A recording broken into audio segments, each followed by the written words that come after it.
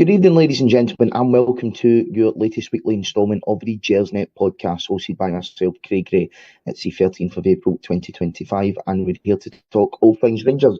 This is the independent Rangers podcast made for fans by fans, and all of our content is absolutely free. You can get us over at gersnet.co.uk and also on Twitter at Gersnet Online. On our website, you can get access to our forum, some articles, and a wonderful history archive as well. We're live on YouTube this evening, folks. Do encourage you to get involved in the comments and like and subscribe to the channel if you haven't done so already. We will be available on all of your usual podcast providers as well in the coming hours. Just before I introduce my wonderful guest this evening, I need to give a shout out to our partners over at Forrest Precision Engineering. They're a subcontract Glasgow-based engineering company and have been a big commercial supporter of Rangers for many years. We're absolutely delighted that they're backing our podcast. You can get them over at forestprecisioneng.com, and you can also visit the Forrest Precision Executive Lounge, a stunning new hospitality area within the historic main stand. For information on how to book this unique and intimate space, you can email the club via hospitality@rangers.co.uk. Let's get started then. Joining me this evening to discuss our draw at Pittodrie earlier. First of all, stalwart Mr. Stewart Weir. Stewart, how are we doing, sir? Good evening, lads. Yes, doing well. Good day of football. Great weekend of sport, and the golf ongoing as we speak. Although I can't say anything about it because I'll absolutely ruin the evening for Ben. And that's a nice wee segue. Joined tonight by Mr. Ben Harshaw as well. Ben, how are we doing, mate? Yes, mate, not too bad. A lot better than it was going to be after 94 minutes today. So, yeah, happy enough. Yeah, well, we'll just jump straight into it. First and foremost, feel for us here at the podcast, ladies and gentlemen, because there's probably not as many people tuning in tonight as there was going to be until Hadji popped up with that last-minute equaliser. Maybe just put your champagne or, well, it'll be Prosecco that they drink into it, no the real stuff. You can put it back in the fridge for the while being. But, Stuart, in terms of the starting 11, there was 9 changes made. Not much of a surprise for me, but is it something that you were surprised at? There was a wee bit of a mini debate going on, do we take today's game seriously? But I think it was the right decision going into Thursday's game.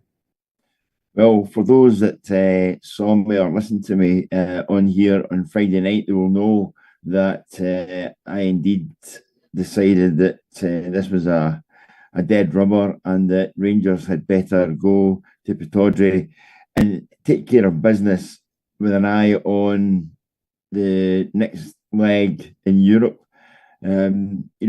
3 points would be 3 points to play for, but ultimately, Rangers' season hinges on, again on what they do in European competition. The league is long gone. Sorry to tell you that out there, folks. It doesn't end well, but the league's long gone.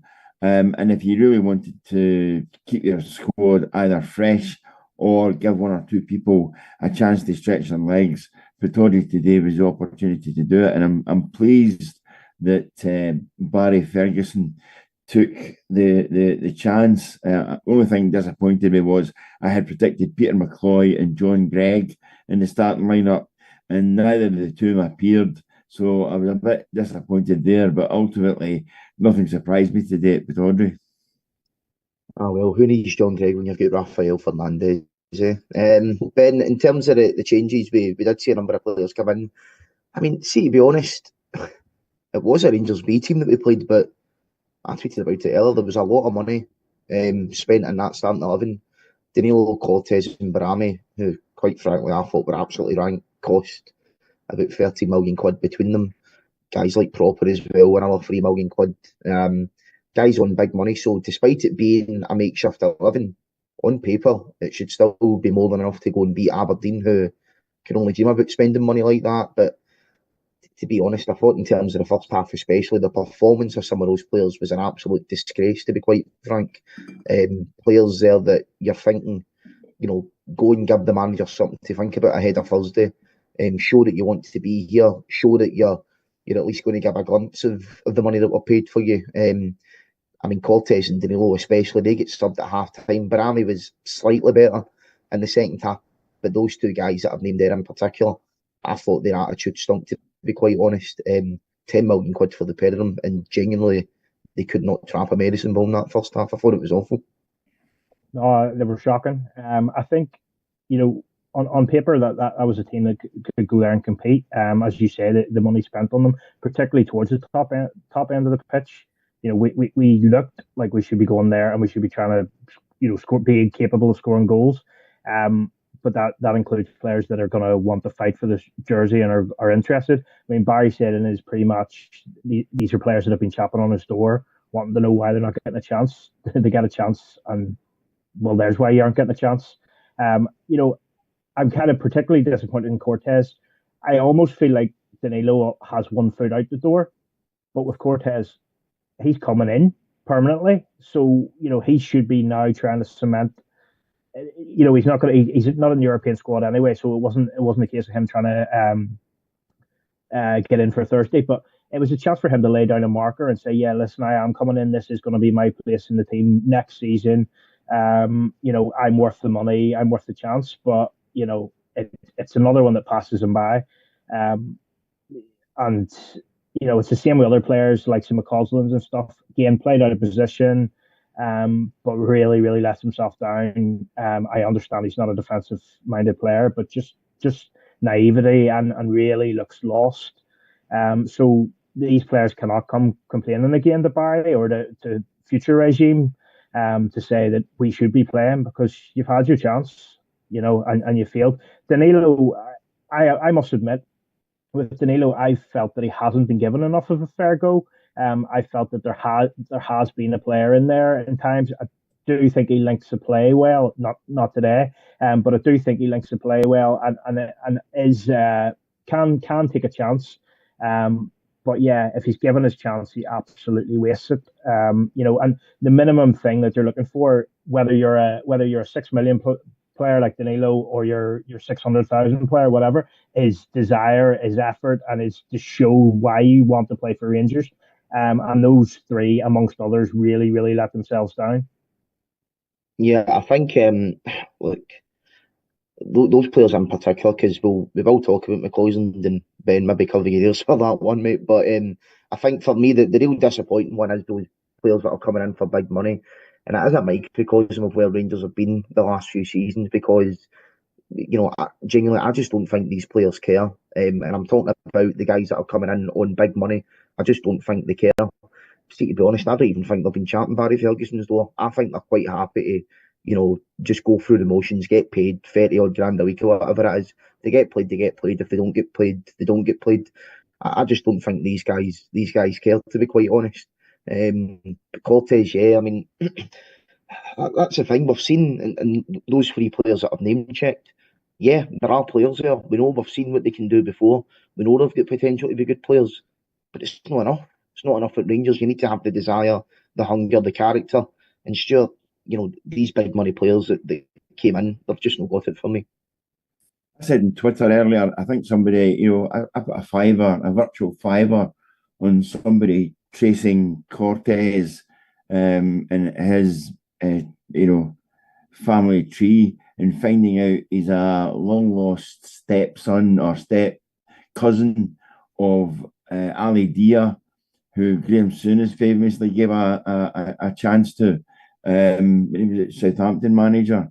I just don't see a player there. And, and I've said it a few times, whoever did the scouting or whoever did the DVD for that player to send to various, directors of football and scouts around Europe or wherever, they deserve a BAFTA because that is one of the best edits and best cuts I believe you could ever have seen in football. He does not even look like a player. He looks like somebody who has gone out on a Saturday night, got absolutely rat-arsed, been picked up with one of his mates at 10 to 10 for a 10:30 start because they don't have anybody else, and just told, you play there, you play out wide, and we'll cover the fullback and do very simple things, which he inevitably will not do very well because he's drunk. And the guy just doesn't have it for me. And the word microcosm might be a bit unused in this podcast, but you're absolutely spot on with what you say. There are too many players there who have cost small fortunes and small fortunes for a Rangers football club who cannot afford to be bringing in dross to see how it works, and then sitting around for 2, 3, 4 years and just waiting to see if it happens. Oh, it's not going to happen. Well, we'll just release them. We can't sell it to anybody because anybody looking at them knows they don't look like a player. And if they are good, you have teams coming in after about 18 months and taking them away. So you're absolutely spot on. There's either a treatment room at Ibrox or a minibus somewhere with about 3 or 4 players in it that you've actually forgotten that Rangers have signed in the last 2 years. And lo and behold, they won't get a chance. The next thing you'll know about them is when they're actually released.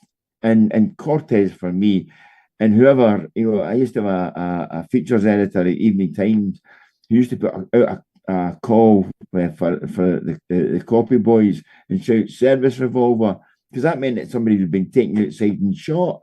And whoever brought him into Ibrox, that's what they're deserving of. It was absolutely, it looks nothing like a player, but Rangers are stuck with him. Rangers are stuck with him until he sees fit to move on. And if he can't get a deal or doesn't get a payoff, and there's more than just him, Rangers are stuck to the end of the contract, which could mean another, year, 18 months, 2 years, whatever it might be. Yeah, I mean, you're right. Sure, we are stuck with him because we seem to have this obligation to buy for him in the summer. I say the first thing we should do after this takeover hopefully happens is to hire the best legal minds in the country to try and find some sort of loophole to get out of it. But it's just, it's ridiculous. And, well, you made a good point there about the going out on a Saturday night and getting the prize players. I mean, it gives me hope that I could still play for Rangers one day if Oscar Cortez is getting a game. But they're not that drunk. No, but there's too many players like that, and he just didn't look interested. And I get that maybe you're coming back in, you've not got that maybe match fitness, but he's been on the bench the last few weeks. He clearly is fit enough. You're playing in bounce games.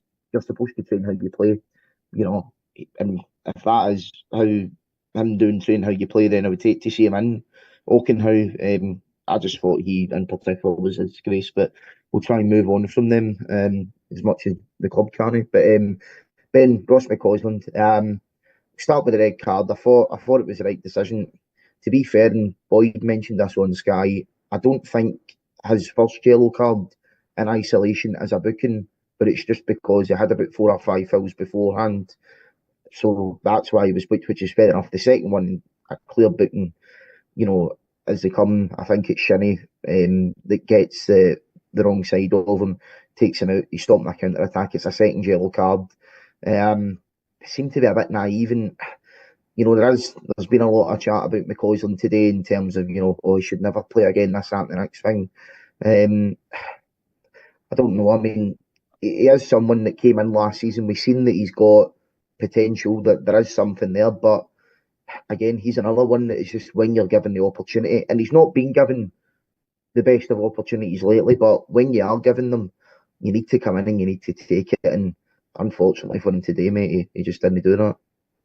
No, listen, I'd love to, for obvious reasons, I'd love to be sitting here and sticking up for him, but I can't tonight. And I can't based on what he's shown this season, unfortunately. Again, limited opportunities, but hasn't taken any of those opportunities.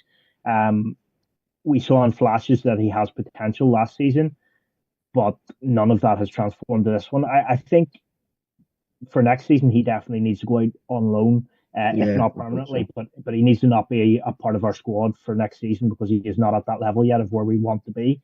I think that's fair. I've no question about the sending off. It was naive.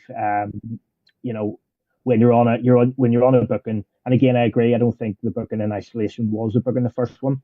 However, it was a tally, and we'd have been looking for it if it was the other way around. So there's no question of it. But I understand it's not his position defensively. It's not what he should be doing or wants to be doing. But I also look at one point before he was sent off, and I can't remember how many minutes it was, but it wasn't many. And like he got forward into a really, really good position and puts across over the bar and out, almost out of the stadium. And those are the type of things he needs to be producing and showing us that he can do. So yeah, no, it was very, very disappointing. But I must say, at the minute, not surprising, really. Yeah, I mean, I think maybe some people are maybe a wee bit overly harsh on him today. Because he is someone that obviously wants to be at Rangers, he wants to do well, and like players can have bad games. Just think with him, maybe you're looking at him going, is he good enough to make the grade? I'm siding towards probably not, but I do think you make a good point there in terms of a loan. I think if you can get him out on loan next season, maybe to, like a Hearts or somebody like that, a team in this league, see that he can make it. Well, Stuart, they're a feeder club anyway, like Aberdeen, so may as well. A team in the bottom six, yeah, we'll learn a lot there. I take everything on board. I'm not like some who think his name's Ross Cortez McCausland. The thing is, he's a winger, so you play as a winger. If there are people out there that think it was rash and it was a red card and he got it wrong, if there's people out there that think you can suddenly convert into being right back stroke right wing back, which is one of the most difficult positions to play, either that or left wing back, if you can play that position and play it properly, you are a player to my mind. If you could play right wing back and right wing, you're suddenly to get to the realms of, have we unearthed the next Trevor Stephen? No, we haven't.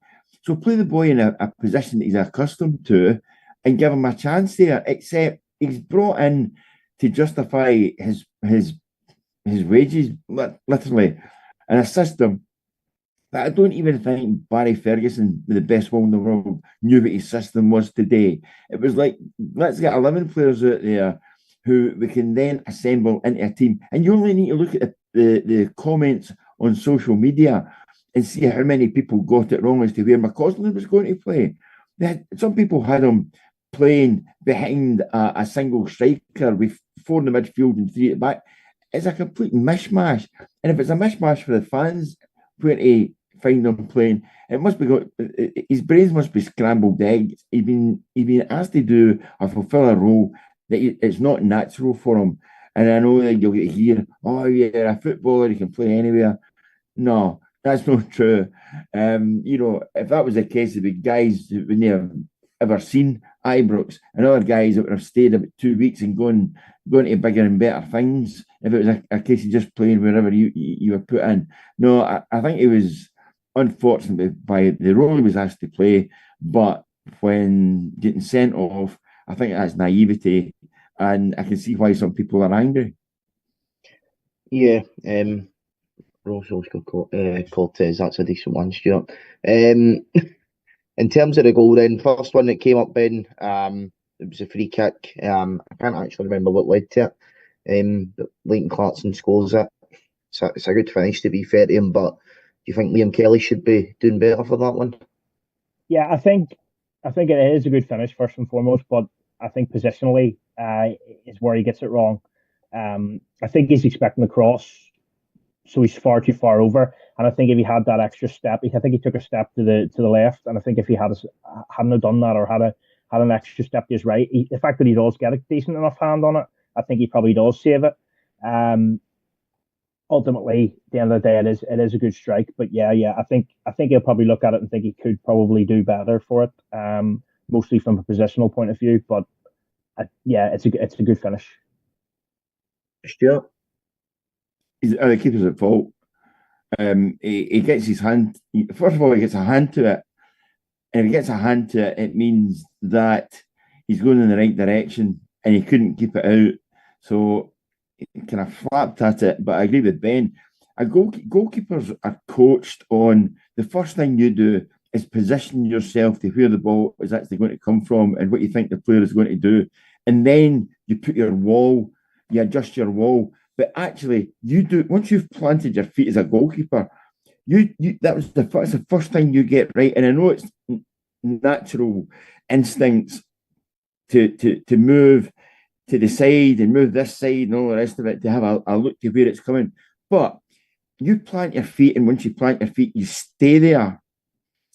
And if you take a step to the side, footballers are not dumb, and some of the coaches are not dumb. The waiting guys take a step to the side or moving even a couple of inches, and then they hit it, and they hit it to where they want to put the ball. And I just think, I think it was a step out from where he should have been. If he'd have been positioned properly, and you've got to take a chance, two chances. One, the free kick, you're going to have to save the free kick, and a second guess what the striker's going to, or the striker of the ball's going to do. But ultimately, you should know where your goal is and what you're covering. And he, for me, he was a yard out. I think Butland was in, and I said at the time, Butland would have saved that simply because he's a bigger guy. I wouldn't go that far, sure. Come on. No, sure he wouldn't have thrown it into the net. No, I'm pretty sure he might actually save that one. He really got enough on it to get it back out again, put it that way. But it's the simple things that Butland doesn't do properly. The basics. Actually, saving shots. Potential. He's actually still got quite a good record. But in that one, he is a yard, not even a yard, about a foot and a half to the wrong side. And as soon as it hits it, he knows he's going to get to it, or he's got to get a touch on it, but he's not going to be physically strong enough to actually claw the ball back out again. And I put it down to a bit of an error from the goalkeeper. Yeah, I mean, I've got to tend to agree with Stewart on that one. Why did he start arguing Butland throwing one in then? I don't agree. I don't agree with you with the Butland one, but I do agree that Kelly's at fault for it. But I still think if Butland was in goals, that I don't think he would have saved it just because of where he's been. Although Peter McCoy would have been better, right? Okay, well, you're right there. He definitely would have been. But on that, Stuart, see going into Thursday, we've all discussed Thursday's game later. But do you continue with Kelly, or do you bring Butland back in? But this was the big dilemma, Craig, in terms of some of the dilemmas. It's one of the few dilemmas that Barry Ferguson, I think, has that there's an answer or a solution to the actual question. Do you stick with him on Thursday night against Bilbao? And I said this. It's pretty much a free hit for Barry Ferguson. If he doesn't drop Butland and it goes horribly wrong, he's at fault. If he drops Butland and plays Kelly and it goes horribly wrong, well, wait a minute. All the fans out there were telling me what to do. And, you can't be too disappointed because I gave the boy a chance. As it worked out, it turned into an absolute genius decision when he saved the penalty. Today, it still looked as if he was picking Kelly on as first choice. And overall, he had a good game. He did have a good game. I still think he finds it difficult to communicate with the central defence, as he does not have a clue who's going to be playing, whether he's playing with two guys that he doesn't recognise or three guys that he doesn't recognise. So he's got decisions to make there. And if he makes a call to come for a ball, there's no guarantee that his centre-backs are going to actually leave it for him to come for it. So I think today was another game of, you're the first choice, you're playing at Pittodrie. It's a bit of a mistake, but ultimately I still think he's the guy that Barry Ferguson will go with, because if he had any questions in his own mind, he wouldn't have played Kelly today. He reverted back to Butland. Yeah, no, I think you're right, and I think he does stick with Kelly on Thursday. We'll certainly see on the day. Ben, Aberdeen get their second. A wee bit, you look at the goal, and I don't really think there's one like major error, but it's just maybe a bit soft, if you know what I mean. So I don't really want to discuss it that much, but we do think we get back into the game right at the end of the half. Egeman gets a goal. Curtis goes down the left-hand side, he puts the ball in. Egeman, good finish, scores it. Ref's flag goes straight up for the ball out of play now. On every viewing that I've seen, the ball does look out.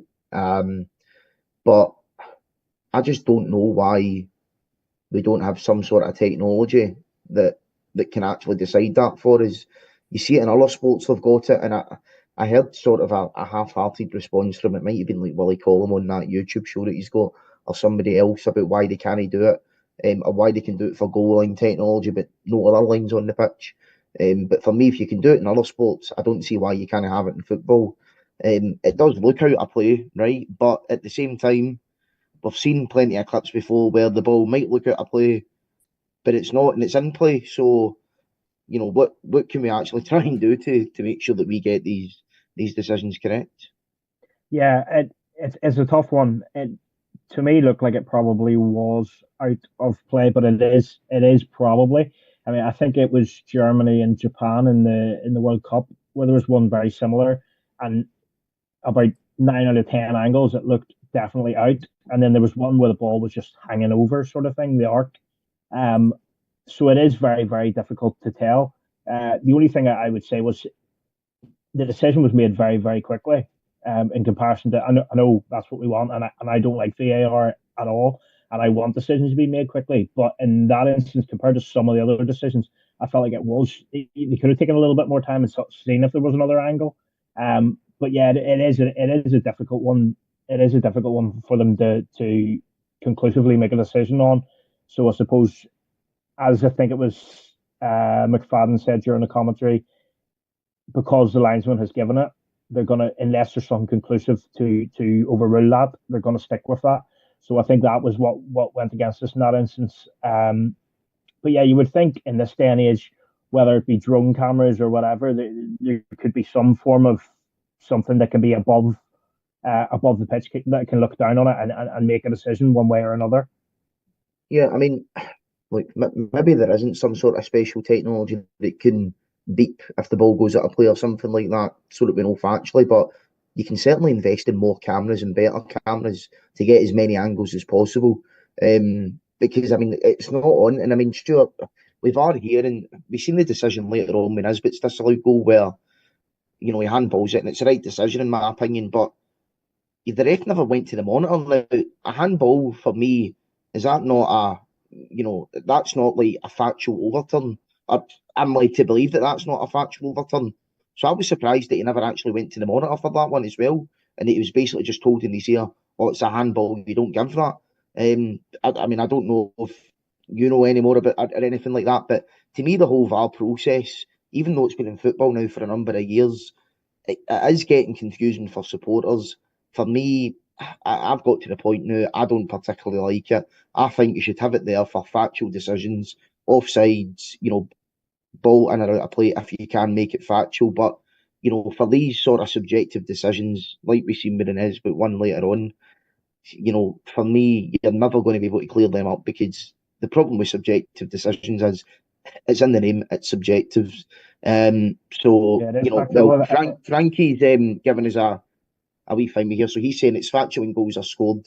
If the scorer's hit their arm or his arm, it's disallowed on a matter of position of the arm. So thanks to the Overlord for clearing that one up. But again, it's just, I find the whole thing a wee bit confusing, Stuart. But I'd just bin the whole thing, to be honest, and just use it for all sides. But that's my thoughts. I never was an advocate of VAR at any level, at any time, and have hated every single moment of it. You have guys scoring great goals. The first thing you do is look around to see if a referee is holding his finger to his ear. He's heard something that his birth certificate isn't right, or he's actually not got a passport to be in the country or something like that. Any excuse at all just to have them look at a television. The fact is, as somebody who was involved with Hawkeye way before anybody actually knew of its existence, basically because somebody was looking for money to fund it. The thing about the lines, if you like, the rather than the goal line, the actual bylines, there's only so much technology you can actually introduce. The thing is, you mentioned tennis there.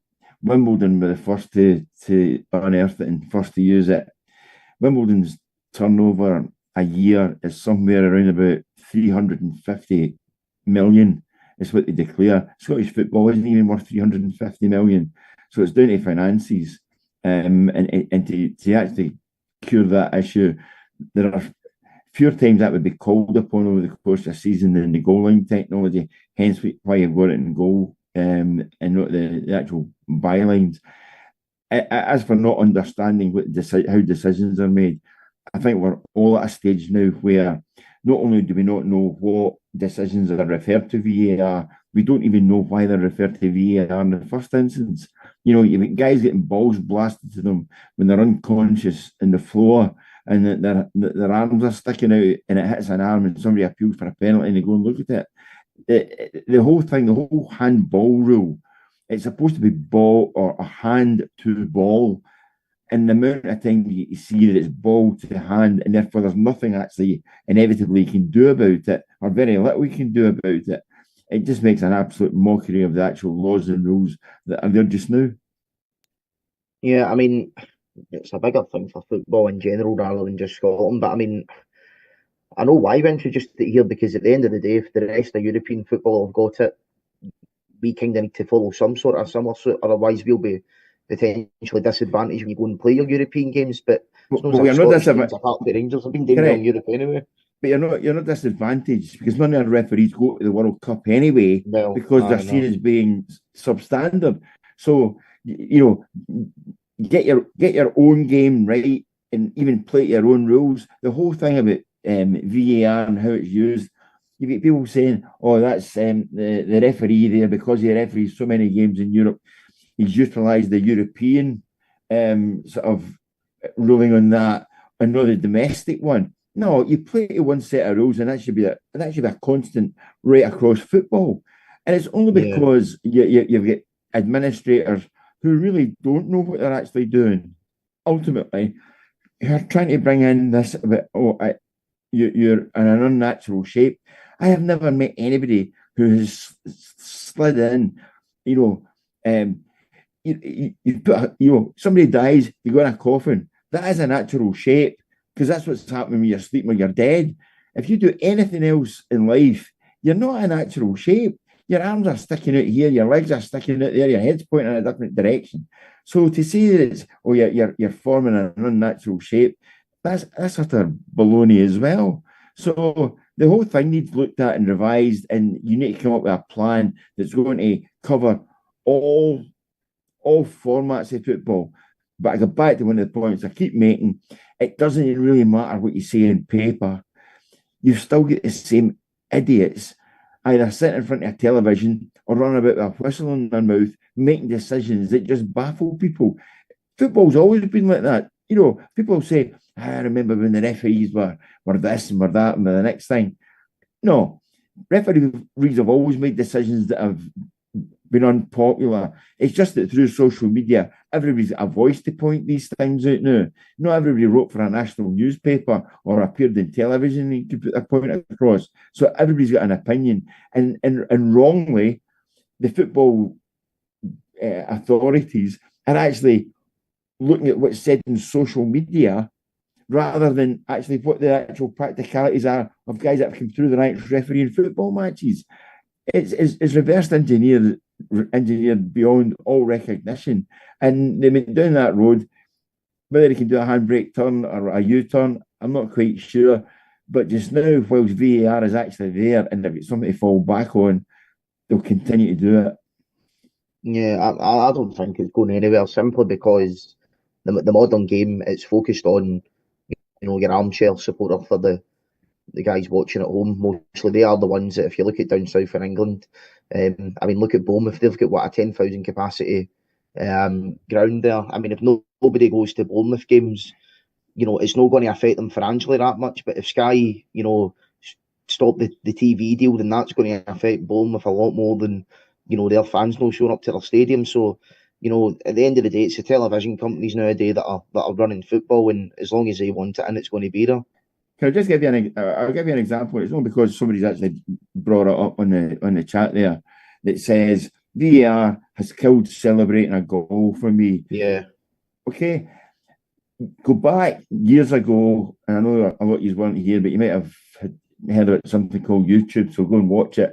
Kenny Dalglish scores a goal against Bruges in the 1978 European Cup final, and everybody extols the pass that Souness has put through to him, and Dalglish has clipped the ball over the keeper and then run away and jumped about 6 sets of advertising hoardings to, take on the adulation of the crowd, the Liverpool fans there.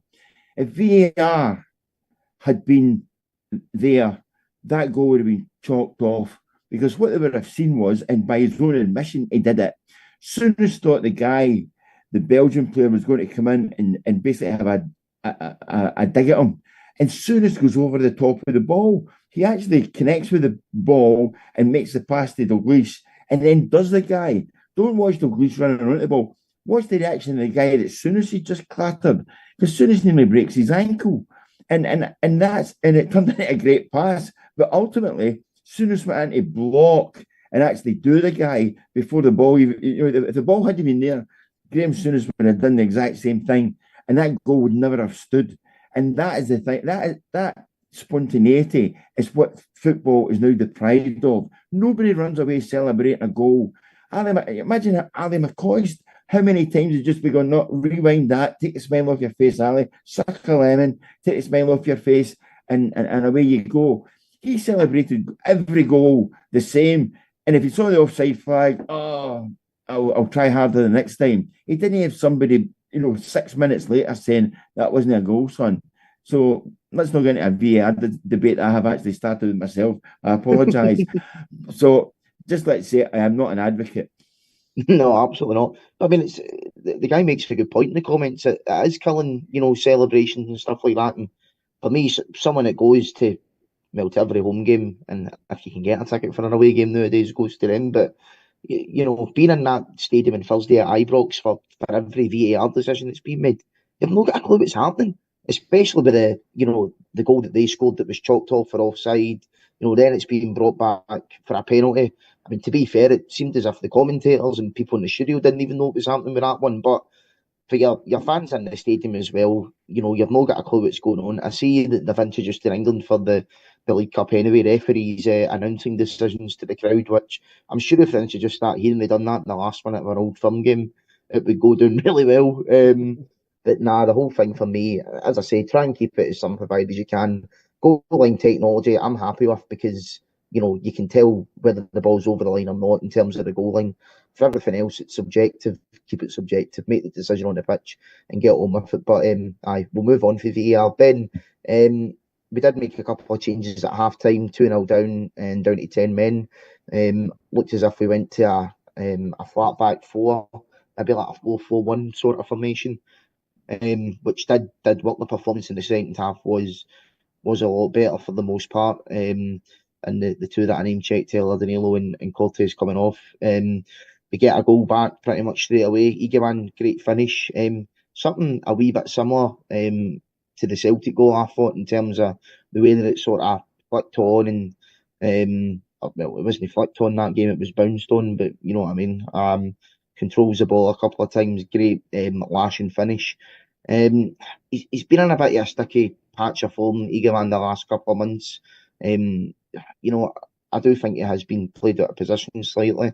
There are parts of his game that still annoy me. I do think that he's maybe a wee bit guilty of showboating at times rather than actually kicking on and just doing his job. But, I mean, he's definitely got something about him. We can tell that there's a player there. Do you think now's the time to be playing him in his actual correct position through the middle? Oh, without question. I think what you're referring to with the similarity to the Celtic goal was they're both instinctive. And that's what he is, essentially. But for me, he is probably the biggest asset within our squad at the minute, other than arguably Nico Raskin. But I think he's the asset in terms of financially and what he gives to the team. I mean, what he gives to the team playing out on the left versus playing through the middle is night and day. He's a handful. Yes, I agree with you in terms of his showboating. I see what you're saying, and he is still raw at times, but we need him to grow, one, because it's going to benefit the team, and two, because we're looking to be selling on in a year, 2 years time.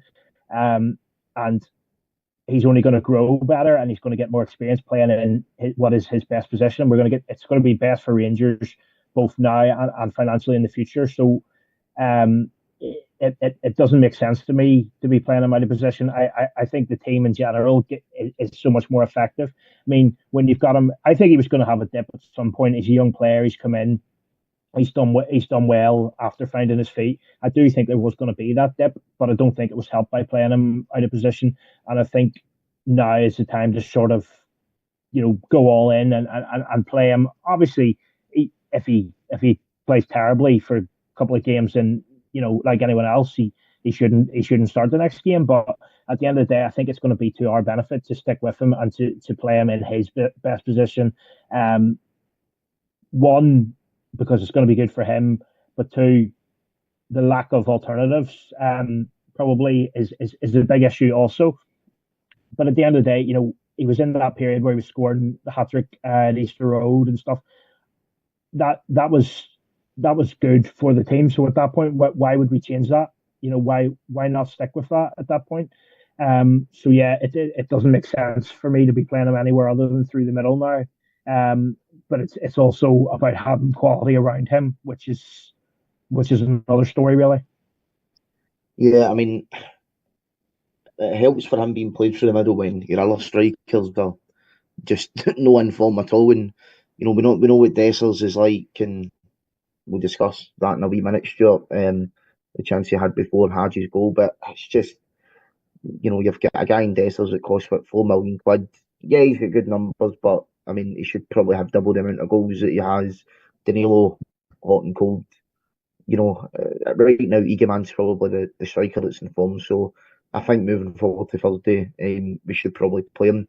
The game sort of petered on. I don't really think we created much after that. Aberdeen had a couple of half chances. Obviously, they had that one we discussed with Nisbet until Stewart Hadji, as it plays the ball into Dessers the last minute of injury time, just as you think this is going to peter out to a 2-1 loss and officially give them the league. Dessers clean through and goal.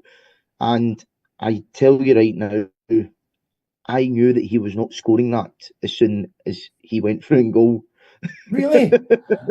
Yeah, I know. You should. I'll be getting a column in the Sun soon as Mystic Meg. It's incredible.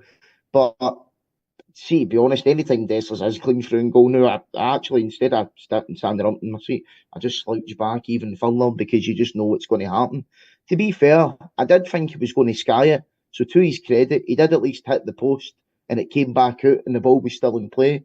Yefty picks it up, we pass into Hadji, absolutely cracking finish to shut the Aberdeen fans up. And, to be fair, in a season where we've not had many moments to smile at, and no, I wasn't really celebrating that much, but it is always funny to watch them have an absolute meltdown. So they got that moment at least. The thing is, he will get a shot on target, which means hitting the goalkeeper. Putting it at a foot either side of the goalkeeper is extreme difficulty for him. So you're almost guaranteed. He did it in the previous round in Europe as well at Ibrox. He had 2 clear-cut chances and hit the keeper with both of them. I don't listen. Dessers. I noted that the people that were on tell me that I didn't know what I was talking about a couple of weeks ago when he popped up with a winner against Dundee, suddenly went silent over the last 3 games because they basically he reverted to type. And I don't rate him. Going back to a previous point about who should start up front, there can only be, for me, there has to be one guy and only one guy. Egerman, he is different. He's a kind of throwback for me in terms of the things that he tries and the things that he does. He's a kind of throwback to almost like a Frank Worthington type, who will, if he's playing through the middle, if he turns and he thinks he's got a clear shot at goal, he'll just hit it. I mean, if you look at the number of chances that he will take on and come either close or force a keeper into a save or whatever it is from all over the width of the pitch, not just the width of the goals. He is somebody who really wants to try and score goals. Whereas you've got other guys just now, for want of a better description, are are soiling themselves not to be in that position because they know the fight that it'll take if they miss it. And inevitably, their confidence is so low, they will miss it. So for me, I'd much prefer to see somebody who's going to hit the 17th row of the stand 3 or 4 times than somebody who's actually and trying to do it themselves rather than somebody who's in and goal and you just know they cannot do it because they don't have the ability. Yeah, no, you're right. And I do like that about you, man. I mean, you're a striker, so your first thought should be, I want to score as many goals as possible. So you seen that one that he had earlier, where he put it wide, that sort of wee half chance. But then it's like no other player in that team seems to spot those gaps. And I mean, if he gets a better connection on it, it's probably going to go into the back of the net. So, and that's the thing, it never worked out for him yesterday. But if you do that, in 10 occasions, 1 or 2 will pay off. And you're as well getting 1 or 2 out of 10 than 0 out of nothing. So, 20% higher than 0%, as they say. But Ben Hadji's goal, I mean, it was a brilliant finish. He's kind of been discussed lately by a lot of fans online. I thought he was good on Thursday. In terms of certainly his work rate, he did work really hard on Thursday. I think he'll be back in the team for the game this Thursday. But again, mentioned Danilo earlier about being hot and cold. Hadji's the same for me. He had one excellent season the year that we won the league, and apart from that, he's been meh. You know what I mean? Like there is, again, like many players in this squad, there is a player there. We have seen that he is capable of moments at times, but it's few and far between. It does seem as if he's out of contract at the end of the season. Sorry, that's Glasgow for you with the pause. But he is out of contract at the end of the season. A lot of talk on him renewing or not. For me, I think it's time to just, pull the plug. Thanks for your service, but cheerio. He's played well the last couple of games, but we can't let that mask the last sort of 5.5 seasons, of which only one was a top season. At the end of the day, he's one of the highest earners at the club. If you're one of the highest earners at the club, you need to be, one of the best players. And we can talk about maybe players around him not being good enough as well, which, yeah, I can understand. But at the same time, I actually think that the midfield is one of the stronger areas of the team at the moment, despite it not being brilliant. But, the players around Hadji are guys like Raskin, who has had an excellent season, Diamandi, who, maybe domestically isn't 100% there, but is still capable of big moments as well. We do have a decent enough midfield, whilst it not being a great one. And plus as well, Hadji's meant to be a number 10. He's a moments player. It's not about having good players around you. He should be capable of pulling something out of the bag when the other players around him are bad. That's why you pay the money for guys like this. But, nothing personal against him. I like him. I want him to succeed. But, I just think his time's came to a natural end for me. No, I like Hadji. I like him as a person. He's given us some good moments, but as you say, few and far between is the reality of it.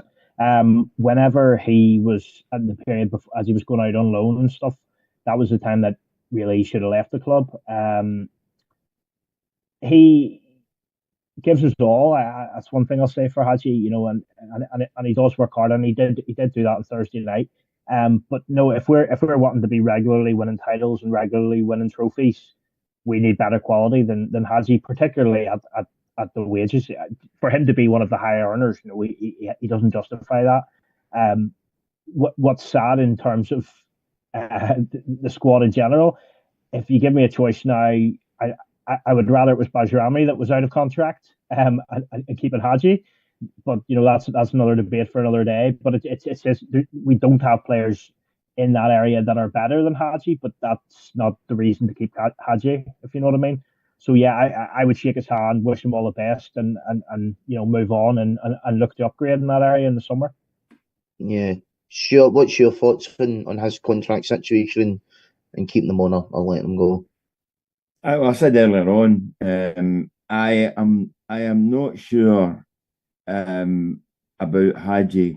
He doesn't do it enough for me, but then does he get enough chances to do it? And does he get enough chances to do it in a position?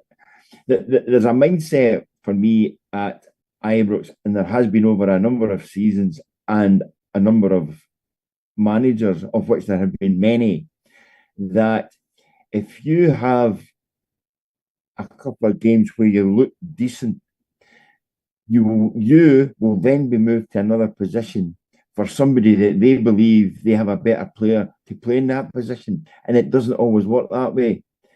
And I likened Hadji over the period of time, and I had somebody arguing with me, and they actually come back and said, "Actually, you were right." Well, I'm actually quite right in a few things you'll find, but I likened him to Ian Ferguson. And Ian Ferguson always had the capacity to score magnificent goals, be it long range, be it, scissor kicks and cup finals and all the rest of it. And he was seen as being a guy who was a permanent fixture in the Rangers team. The first 3-4 seasons he was at Rangers, he was not. He was beset by injuries constantly. He played about 8 games at the end of the season, in his first season, played something like 20 or maybe even 30 games his second season, and then was a bit part player because he was always recovering from another injury. Once he got himself fully fit, which happens to young players, he was then a mainstay of the Rangers team through 9 in a row. Now, I'm not comparing Hadji, I'm just giving you that kind of scenario is not dissimilar. And I just think that Hadji has been asked to do certain things. For me, he is the kind of player that you would have on the bench to do certain things because he could do it. There should be better than him at Ibrox in front of him in the queue to actually get starting positions. So it's a big call because there's a bit of me that says, well, I've seen these kind of players before, and they'll go elsewhere and they'll be, listed for the Ballon d'Or within about 18 months, and Rangers will be left kicking their heels saying, well, we didn't get that one right either. I think he's a player. I think he's a somebody who can turn in goals that you least expect, and even performances. I thought on Thursday night, he and I said it in the podcast on Friday, he's head down and he gets stuck in, and you saw the Hadji that I would say the vast majority of Rangers fans want to see. If there's a chance of getting another year of that out of him with better players ahead of him or better players around him, then I think you would keep him where he is rather than let him go out the door, because you kind of know what you've got or what you're getting. If you put him out the door, you then need to find somebody else to fill that void. And as we all know, Rangers haven't been particularly good at finding people to fill holes. No, that's very true indeed. No, I mean it's an interesting debate, but we'll obviously find out in the coming weeks what happens to his contract situation. Do have the small matter, guys, of a European quarter final on Thursday. Been here before. I mean, I've got a pretty good record. I've seen us been in 2 and 1-2, so I'll take that moving into Thursday. But you're still young, my son. You're young. I want to see more, but I'm greedy. I want more. I want a third European quarter final win. It's going to be a big ask, right? We can't kid ourselves on, and we can give the whole Rangers in Europe, Rangers on Thursday night voodoo thing that seems to go on at this club sometimes. But even voodoo can sometimes fall foul to good football teams, and Bilbao, they are a good team. Although, to be fair, on Thursday, I didn't actually think they were all that great. I wasn't as impressed by them as I was expected to be. But that doesn't mean that they're not a good team. They're at home, and they've got a pretty strong fan base there that will back them. But we've got Suter back for it. We've got Diamande back, who, as I say, I think he performs a lot better in Europe. There's just something I genuinely don't know what's going to happen on Thursday, Ben. I look at it and I go, on paper, they should beat us, but I don't know. I wouldn't be surprised. I've got a lot of fans, even for the other side of the city, saying they wouldn't be surprised if we go, further in this tournament as well. So, what's your thoughts and feelings heading into Thursday? Yeah, I'm excited for it. Being realistic, I have them as favourites. But then again, I had Fenerbahce as favourites. I had Leipzig as favourites. The list goes on. we are capable. There's no doubt about that. I felt going into Thursday, keeping the tie alive would have been a very good result, and that was before us going down to 10 men early. So I think we've done really, really well, and we should be encouraged by that. And I felt also, without Suter and without Diamande, who are two big players for us, and particularly in Europe, Diamande. So we are going to be stronger. I think Sterling's a loss. However, I think we kind of have nothing to lose at this stage. This is it's all or nothing. And we have done ourselves proud to get to this stage. So we also should take confidence from the fact that we went to Fenerbahce and we won. And although I think Bilbao can play a lot better, they're not what I expected them to be. So we should take confidence from that. And I think we if we can be resolute, we can stay in the game for a period. There's every chance that we can nick something. So I'm quietly optimistic. Yeah, Stuart. On Thursday there, do you think Barry maybe took some lessons off the late great Walter in terms of that sort of 0-0 draw at home first leg in Europe to then just nick something away from home in the second leg? The word you're seeking on Gersnet Podcast, Sesame Street today, is brought to you by the word pragmatism. And the answer there is yes. I'm reminded of how good Rangers' performance was and how much effort everybody put in. I even praised Tavernier on Friday night and how few mistakes were made. And again, I praised Tavernier. If you think that entire team can do the same again over 90 minutes or 120 minutes on Thursday night, good luck to you. All I'll say is Atletico Bilbao were so bad. They get a 0-0 draw away from home on a Thursday night in front of an absolute packed Ibrox. I think they'll play slightly better with their own fans behind them and slightly better in what might be better conditions. Maybe it's because I'm, a bit more experienced than you guys, namely I'm a bit older. I is one of my touchstones over the years, excuse me, has been Rangers beating Cologne 2-1 at Ibrox and going over to Germany full of confidence that this Cologne team weren't too good. The aggregate score ended up 6-2, as Rangers get absolutely, whopped. So, yeah, I'm aware of this and I'm aware of what Rangers have done. I would not be surprised, funnily enough, if Rangers turned in a performance, because it's the kind of thing they've done season after season after season. And that, I have to say, there's only so often you can be lucky. And I think that Rangers have actually got a mindset that, unlike domestically, where the least little blow knocks them over, I think they've got a resilience in Europe that basically says, we are a good team and we can get a result here. And that's what they go and do. But I still think the amount of, the players that Bilbao have, I was reminded almost of the old music hall gag when Mike and Bernie Winters took to the stage and Mike Winters goes on and does his little 3-minute preamble and doesn't get a laugh or a round of applause. And then Bernie Winters comes out and somebody from the gallery shouts, "Oh, fuck, there's two of them." I sometimes think that Rangers will face the same thing when the two Williams boys get it together. And that's a hell of a ask. You only need one of those guys to fire on, I would say, a little more than half their cylinders, and you're in trouble. If the two of them do it, you could be in for a long, long night. Well, they've got the Williams girls, we've got the Super Soaker in Cherny, so, it's like the battle of the century. We probably, actually, our scouting system is so bad over the last couple of years, we probably send somebody out in and come back with the Williams sisters. Probably. Although, to be fair, they could probably do a better job than some of the players done today. But no, I think it's a good position to wrap up there, guys. I mean, look, it's going to be a tough ask on Thursday, but dare to dream. That's all I'll say. Dare to dream. Those who dream do it. But no, Is that not Tottenham's motto? And Oh, where they are. no, no. Right, I take it back. I take it back.